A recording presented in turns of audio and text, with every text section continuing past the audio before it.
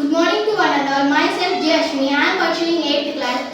I am from SV Tuitions. Today I am going to tell about a story. The story name is The Proud Rose. అందరికీ శుభోదయం. నా పేరు హిమరాఘవి. నేను 8వ తరగతి చదువుతున్నాను.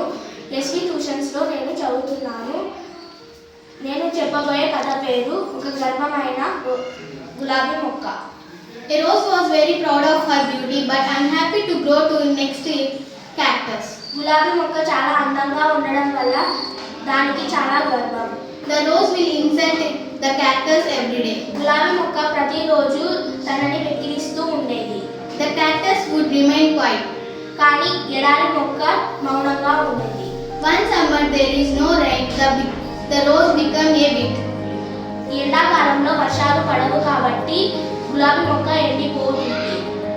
The rose saw a sparrow drinking water from the cactus.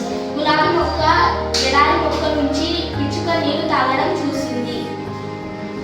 The rose ashamed but she asked some water to drink from cactus. గులాబీ మొక్క సిగ్గుతో ఎడారి మొక్కను నీళ్లు అడిగింది. The cactus agreed. ఎడారి మొక్క సరే అని ఒప్పుకుంది.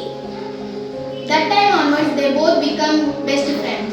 అప్పటి నుంచి ఎడారి మొక్క గులాబీ మొక్క మంచి స్నేహితులుగా ఉన్నారు. Moral of the story: never judge anybody by the way they look. అందం చూసి కాదు, చెడు ఏదో తెలుసుకోవాలి.